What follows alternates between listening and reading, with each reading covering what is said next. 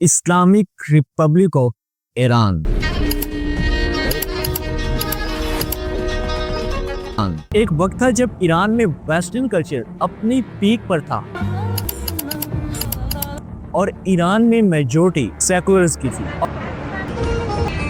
और यहाँ पर हुकूमत करता था मोहम्मद रजा शाह पहलवी।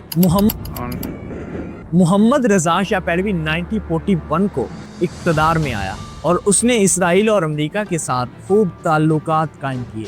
इस सिलसिले में अमेरिका और बरतानिया ने ईरान की हर मुहाज पर मदद की। शाह के दौर में सेकुलरिज्म और वेस्टर्न कल्चर अपनी पीक पर तो थे, लेकिन शाह ने ईरान में बहुत सी सनतें लगाई और ईरान की तरक्की को फरोग दिया। लेकिन ईरान के अवाम को इससे बहुत ज्यादा शिकायत थी, जिस तरह वेस्टर्न कल्चर को प्रमोट करना और इस्लामी इक़्तिदार को नजरअंदाज करना, दौलत का सिर्फ चंद खानदानों तक मुर्तकिज होना और ईरान में लोगों को सियासी आज़ादी तक हासिल नहीं थी, क्योंकि शाह ने अपनी एक इंटेलिजेंस एजेंसी बनाई थी जिसका नाम सावान था और जो भी इस पर तनकीद करने की कोशिश करता उसको दबोच लिया जाता और ईरान में बदनवानी बहुत ज्यादा थी। शाह ने इसराइल और अमेरिका के साथ अपने तल्लुकात कायम किए हुए थे और बाद में अमेरिका और बरतानिया ने शाह को बहुत ज्यादा फायदा दिया और मजहबी तबका शाह से इस बात पर बहुत नाराज था कि एक इस्लामी मुल्क में जो कहने को इस्लामी था उसमें इसराइल और अमेरिका जैसे काफिर क्यों डेरे डाले हुए हैं।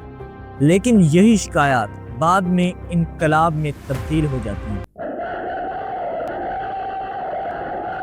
1960 और 1970 में हालात पहले जैसे नहीं रहते।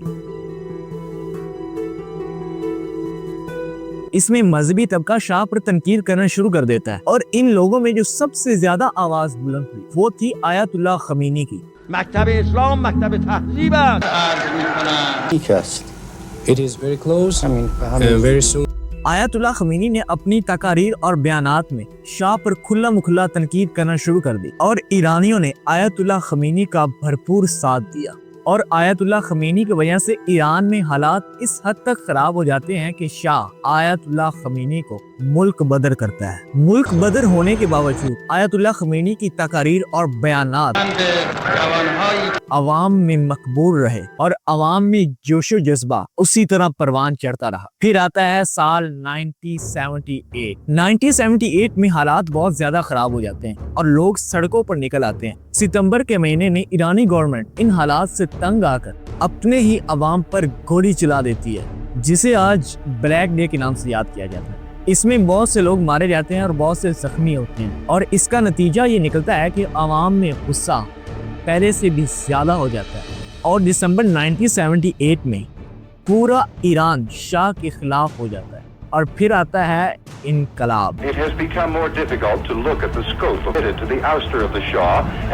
और जनवरी 1979 में शाह ईरान को छोड़कर फरार हो जाता है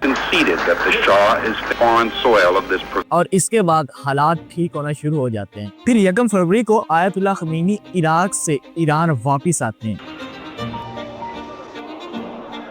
11 फरवरी को शाह की फौज हथियार डाल देती है और इस तरह ईरानी इनकलाब कामयाब हो जाता है और इसके बाद ईरान बाज़ाब्ता तौर पर इस्लामिक रिपब्लिक ऑफ ईरान, मेरा मतलब इस्लामी जमहूरिया ईरान बन जाता है।